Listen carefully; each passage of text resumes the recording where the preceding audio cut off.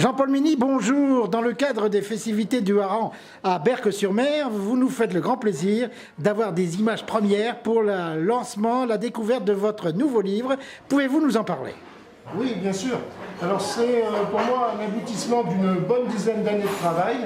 J'ai voulu faire un livre sur une partie de l'histoire de Berck qui n'a pas encore été faite, c'est-à-dire Berck après la guerre, de 1945 à 1975 environ, et je l'ai intitulé Les 30 Glorieuses. Cette époque pour moi a été une époque de renouveau, parce que Berck a subi beaucoup de pertes pendant la dernière guerre, et donc Berck a été reconstruit partiellement. Et il y a eu beaucoup de choses qui sont arrivées dans ces années-là, dans les années 50, 60, 70. J'ai tenu à marquer ça, surtout au niveau de la mémoire, parce que la mémoire part très rapidement. Je me suis aperçu qu'il devenait de plus en plus difficile de trouver des témoignages concernant, là admettons, c'est l'usine des Dunes qui a disparu totalement, concernant des entreprises comme les transports rivaux, tout le monde connaissait à l'époque.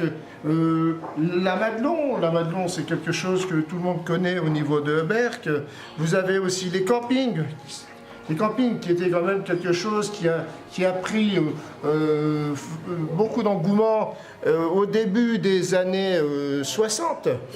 Et là ici, avec le camping chez Mireille, bien sûr, puisqu'on est chez Mireille, il faut en parler, c'est mes parents qui ont créé le camping chez Mireille. Voilà, avec ici mon frère et ma belle-sœur. Ça vous a demandé combien de temps pour créer un livre comme cela? On va dire une dizaine d'années, mais je mets des documents de côté depuis une trentaine d'années, quoi.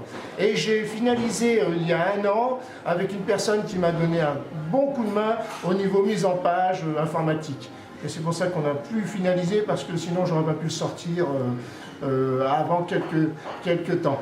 Donc Jean-Paul, ce livre commence à quelle époque? Alors, juste après-guerre, on donne un peu le constat, malheureusement, de la ville après-guerre, qui était fort endommagée. On avait une esplanade extraordinaire, avec des chalets, des superbes chalets, un magnifique casino. Tout ça, malheureusement, a disparu pendant la guerre. Donc, il y a eu la reconstruction de l'esplanade. Il y a eu après la reconstruction de beaucoup de choses, comme on a fait, admettons, la reconstruction du phare. Et de beaucoup d'endroits. Après, il y a eu la construction tout bonnement des infrastructures de la ville, comme les châteaux d'eau. Après, il y a eu les gros événements, ça a été malheureusement la fin de notre marine, fin des années 60, et la fin du petit train, qui s'est arrêté en 1956. Et beaucoup de gens ne s'en rappellent plus. À l'heure actuelle, les jeunes, quand on leur parle, on leur dit bonjour. On leur dit il y avait un petit train à Berck ou la marine à Berck. Ils ne savent pas. Et comment avez-vous pu récupérer toutes ces photos que les futurs lecteurs vont découvrir? Oh, alors là, ici, ça a été... Non, j'ai un métier qui me fait faire beaucoup de... Je suis antiquaire et je fais pas mal de successions depuis maintenant plus de 20 ans. Et j'ai récupéré beaucoup de choses chez des personnes, des photos, des documents, des cartes postales, des publicités. Et donc c'est ce qui a fait que j'ai pu quand même engranger un maximum de choses.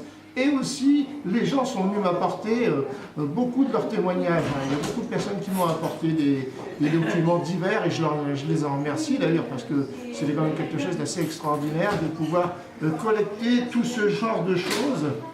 Et avant qu'il ne soit trop tard, qu'on perde complètement le fil de la mémoire. Donc Jean-Paul, c'est un livre à avoir absolument dans sa bibliothèque? Oui, alors j'ai tenu que ce livre soit un livre de collection, c'est-à-dire que je l'ai au niveau de la fabrication et de son contenant. J'ai voulu que ça soit quelque chose qui soit vraiment de collection à mettre dans sa bibliothèque.